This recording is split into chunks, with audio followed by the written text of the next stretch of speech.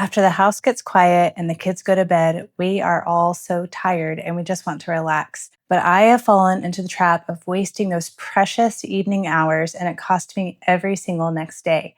But when I started tending that time differently, I actually got the rest and the rejuvenation that I craved. Stay with me because by the end of this, you'll know exactly how to stop wasting your evenings and to start stewarding them in a way that blesses you and your family.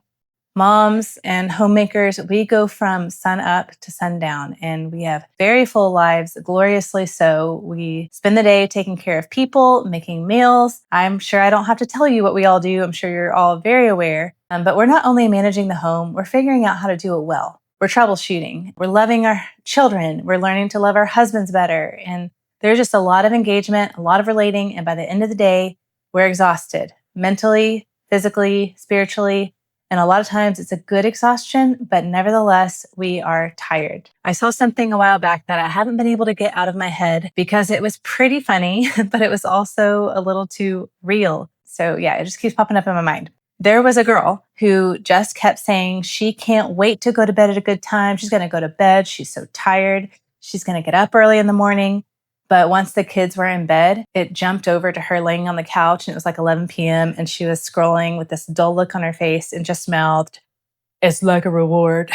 And it was funny because it's true, but that is the very thing that we can fall into, moms. I think a lot of you understand this because you've shared this pain point in the comments many times. When the house is quiet, the temptation can be to check out or numb out because you're already tired and wasting a lot of time watching YouTube or scrolling. But here's the thing, scrolling on our phone or zoning out or getting sucked into things like that is not helpful. And I know we all know that. I mean, this can be a time where we are watching videos that are maybe helping us be a better mom or learning how to do good things in the home. But honestly, if that means or equals that we're going to bed really late and we're not able to get up or have a good attitude because we're too tired, how are we able to actually do any of it? We can get all the information we want at our fingertips, but getting information is one thing, and then actually doing something with it is another. And it's much harder to do any of it when we are running on fumes. And I'm speaking to myself here too. This is a temptation, I know. But here's what actually changed how I think about this whole thing and what I keep coming back to. The evening is not the end of the day. It's the beginning of tomorrow. And so how we tend to that time is significant. We can either steward it well and then capitalize on it, or we can waste it away. Psalm 90:12 is a prayer asking the Lord to teach us to number our days so that we can gain a heart of wisdom. And so as moms, we can learn from this. We can learn to use our evenings in a way that brings wisdom and actual rest rather than deadening our minds and making our souls more tired. And when we reach for the phone, when we fall into that soul numbing temptation to doom scroll, it works against us in a really big way. I don't know about you, but if I fall into this trap, I'll pick it up, I'll start looking at one thing, and before I know it, especially because of being tired, it's been 30 minutes or an hour. And so rather than going to sleep, I've been taking care of things on my phone, like responding to emails or text messages or doing things that, even though I might not be on social media, I really have no business doing late into the night, like writing or anything. One thing with a phone or with a device of any kind leads to another, and suddenly it's midnight and I'm kicking myself. And here's why. It's not just that we stayed up too late. There's actually research on this. The screen is working against us physically.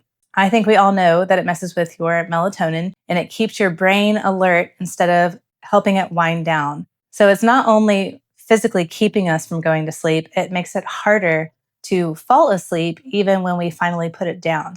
And then when we wake up the next morning, we're more tired than we really needed to be because of how we spent the evening. It affects our patience. It affects our mood. It affects our vibrancy and our ability to just walk into the day well.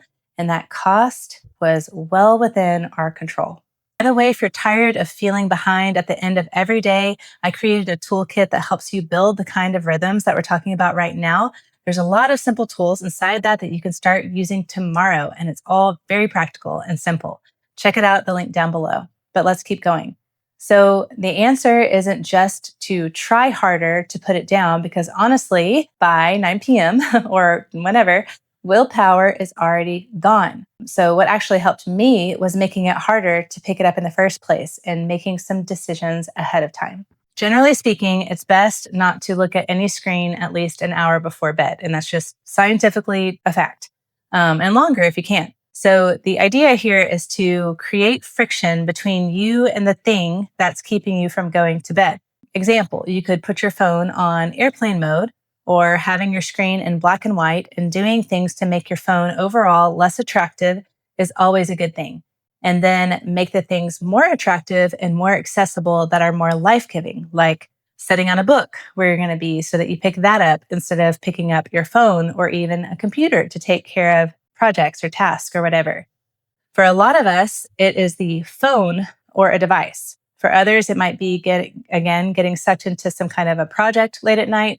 Whatever it is for you, just create friction between you and that thing that's hindering you from using your time well and getting the rest that you need, and make the life-giving thing the easier thing to reach for. And this is not prescriptive. I don't like getting prescriptive. There is absolute freedom in Christ to do what works for you and your family. This is just what I have found helpful. You don't need to overhaul your whole evening. Just think about one thing that you can do intentionally in the evenings to help you actually unwind, and start doing that tonight. Because I was doing something at night that I didn't even realize it was costing me, and it took me longer than I would like to admit to connect the dots. But once I was more intentional about it, it made a world of difference. So my issue was that I would be up longer than I needed to before bed. And then in the night, whenever I would wake up and feed the baby, I would just take care of a couple of tasks rather than reading a book or something. And so my brain would suddenly turn on and be firing on all cylinders, and I would be totally alert in the middle of the night. It would be much harder to go back to sleep. Or I would get started on a project at 9 o'clock at night and then find myself looking at the clock at 11, frustrated because I should have just gone to bed. I should have just enjoyed a book and gone to sleep, and then I wouldn't be so groggy the next day. That kind of behavior robs both me and my family the next day. So the habit or the decision that I made ahead of time was simple.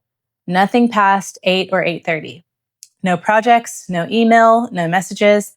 That's just not the time for it. I have time in the day where I work on things, and I need to keep it to that time. So intentionally setting that one boundary changed what I reached for later in the evening.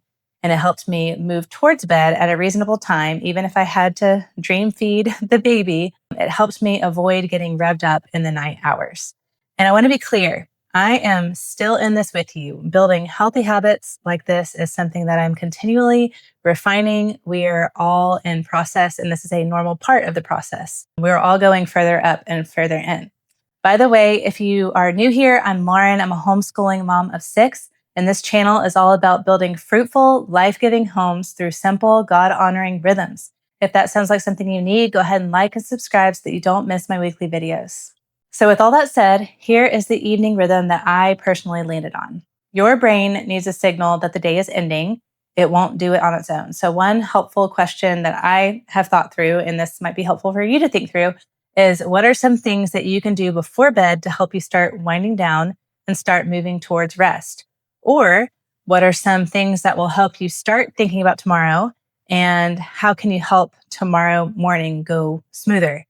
What I do is after we put the kids down, I go straight over to finish wrapping up the kitchen and the living room. We always clean up together as a family, but inevitably something is left out or still needs to be put away. And so I like to do that before I go to bed, because I like waking up to a clean area and not chaos. And a part of that too is I do my evening reset. So I'll plan for my next day tomorrow, and that takes me about 3 minutes. So there are other videos on that I can link down below if you would like.